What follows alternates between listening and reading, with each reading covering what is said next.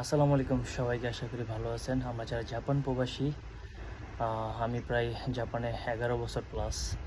তো সেখান থেকে এ পর্যন্ত স্টুডেন্ট লাইফ স্ট্রাগল করে এখন ওয়ার্কিং ভিসাতে আছি।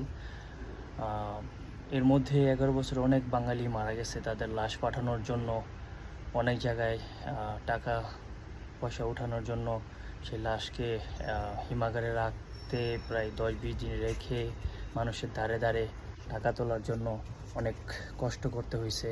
অনেক বড় বড় ব্যবসায়ীদের পিছে পিছে ঘুরতে হয়েছে, তারপরে টাকা ম্যানেজ করে দেন বাংলাদেশে লাশটা পাঠানো হতো। তো বর্তমান সরকার ও বাংলাদেশের টোকিও দূতাবাস একটা নতুন উদ্যোগ নিয়েছে। 6,000 ইয়েনে আপনি এককালীন একটা কিস্তি বা বিমা করলেই আপনার লাশটি পরবর্তীতে বাংলাদেশ দূতাবাস ও সরকারি খরচে দেশে পাঠানো হবে।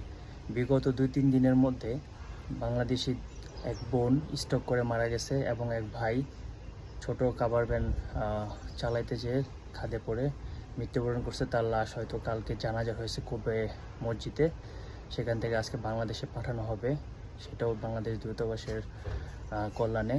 তো এটা একটা ভালো দিক, আমরা ধন্যবাদ জানাই সরকারকে। আর আমাদের প্রবাসীদের এই একটা দুশ্চিন্তা ছিল যে প্রবাস জীবনে কার কখন মৃত্যু আসে বলা যায় না। তো 6,000 ইয়েন, আমরা তো অনেক জায়গায় অনেক টাকা খরচ করি, 6,000 ইয়েন দিয়ে আপনিও রেজিস্ট্রেশন করে ফেলুন। আমার কমেন্টের লিঙ্ক দেওয়া থাকবে এবং বাংলাদেশ দূতাবাসের ওয়েবসাইটে যেও আপনি লিঙ্কটি পাবেন।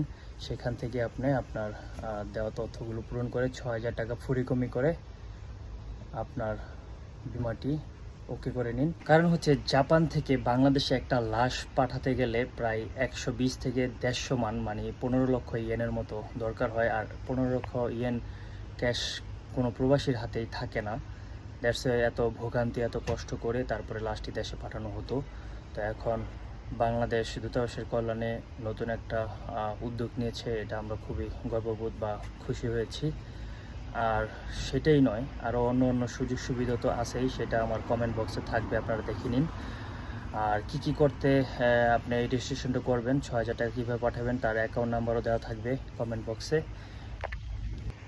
দেশে লাশ পাঠানোর পাশাপাশি বাংলাদেশ সরকার আপনার ফ্যামিলিকে কিছু টাকাও হয়তো হ্যান্ডওভার করবে বা প্রদান করবে। তো এটা খুবই আমরা নিজেরা ভাগ্যবান মনে করছি যে আমাদের বর্তমান সরকার এই উদ্যোগটা নিয়েছে। আগে সরকারে কোনো রকমের কোনো সুযোগ সুবিধা বা কোনো কিছু প্রবাসীদের জন্য রাখেনি। তো আস্তে আস্তে ডে বাই ডে সব কিছু চেঞ্জ হবে। আমাদের সরকারও যেহেতু প্রবাস জীবন 18 বছর কাটিয়ে এসেছে, সে প্রবাসীদের সম্পর্কে খুব ভালোভাবে জানে। সবাই ভালো থাকবেন। তো ভালো থাকবেন সবাই। আর ভিডিওটি বেশি বেশি করে শেয়ার করে দেবেন যারা জানে না বা জানে তাদের উদ্দেশ্যে। বর্তমানে বাঙালি প্রায় 40,000 বাঙালি প্লাস আমরা প্রবাসে বসবাস করি।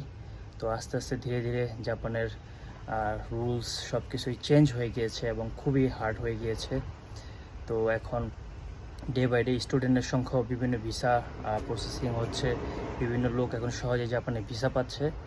তো এখন দিন দিন মানুষ বাড়বে, এটাই স্বাভাবিক। আর কর্মদক্ষতা বা কর্মসংস্থানের জন্যই আমরা দেশ ছেড়ে বিদেশে পাড়ি জমিয়েছি। তো আমাদের সেই জীবনের শেষ আকাঙ্ক্ষা পূরণ করতে যাচ্ছে বাংলাদেশ সরকার ও বাংলাদেশের দূতাবাস। তো ভালো থাকবেন সবাই, ভিডিওটি শেয়ার করে দিবেন। খুদা হাফেজ, টাটা।